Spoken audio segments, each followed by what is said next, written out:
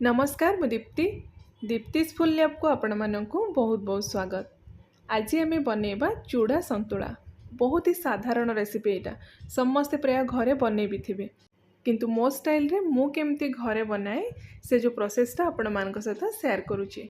पूरा छोट वीडियोटी आशा करूची आपण माने स्किप न करके पूरा वीडियो को देखिबे।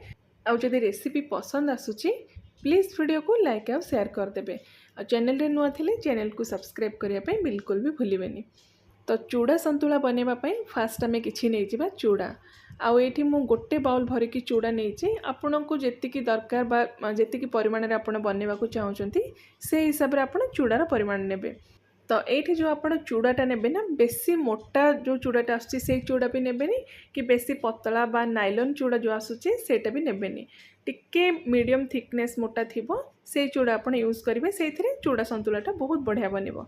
तो ये गोटे स्ट्रेनर बा जाली रे मु चूड़ा सब रखिकी ताको एमती पानी रे भल भाबे रगड़ी थोईदेबा जेते धूली थिबो सब बाहर जीव।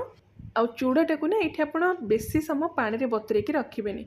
बस गोटे बड़ जगह ताको आप धोईकी एमती गोटे स्ट्रेनर रे बाहर करदेबे, नहले डायरेक्ट एमती गोटे स्ट्रेनर रे चूड़ाटा को धोईकी ताको एमती रखिदेबे। से चूड़ाटा हमर बतुरी जीव।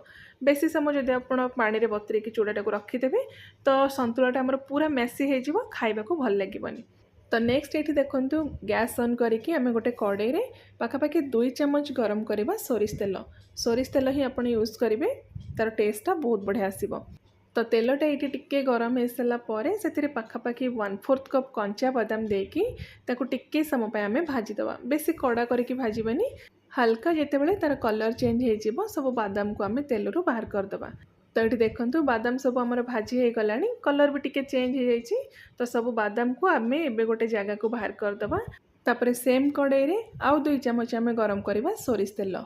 रिफाइन तेल ये यूज करेंगे, सोरिष तेल रे बहुत बढ़िया टेस्ट आसीबो, सोरिष तेल ही आप यूज करेंगे। तो तेल टिके गरम हो सारापर से गोटे चम्मच सोरिष आ गोटे चम्मच जीरा देदेबा। तापर अल्प किछि भृसंग पत्र भी देदेबा। ता सहित 2-3 पिंच आम देदेबा हिंगु। हिंगु देले बहुत बढ़िया फ्लेवर आसीबो। तो सबको टिके समय भाजीदेबा जेमती जीरा सोरिष आमर पूरा भल से फुटीजिब।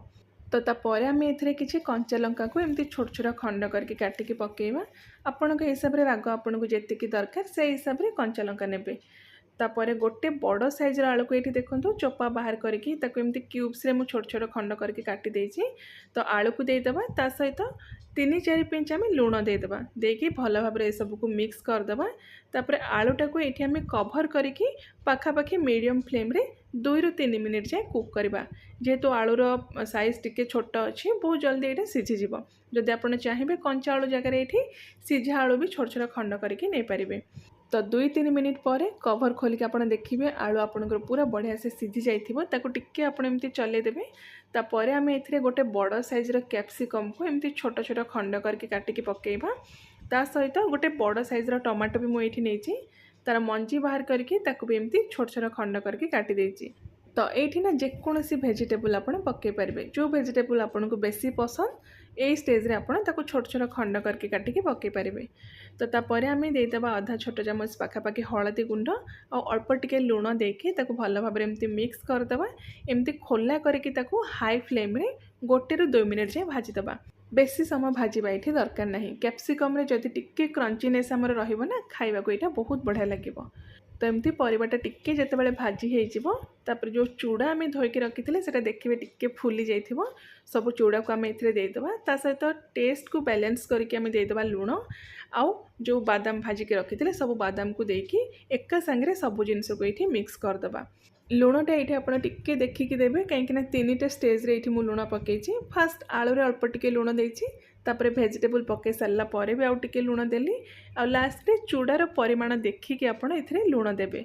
तो ये सब जिनस को हाई फ्लेम रखिकी पूरा बढ़िया से आम मिक्स करदेबा जेमती आमर जो मसला बा हलदी गुंड तेलटा सब चूड़ारे पूरा इभेनली कोट हो। तो ये देखो 2 मिनिट पर मुझे देखा चूड़ा देखो पूरा ये आमर गोटे गोटे होती, बिल्कुल भी क्या सहित कौन चूड़ा लगिकी रही। जदि ये आप चूड़ाटा को बतुरेकी रखिए तो संतुलाटा आपंकर पूरा मेसी हो खाइबा को से भल लगे। तो पूरा लास्ट रे आम ए किसी फ्रेश धनिया पत्र सहित गोटे लेंबुर रस बा गोटे चम्मच पाखापाखि लेंबू रस देकी सब जिनस को पूरा बढ़िया से मिक्स करदेबा। तापर गैस फ्लेम को आम बंद करदेबा।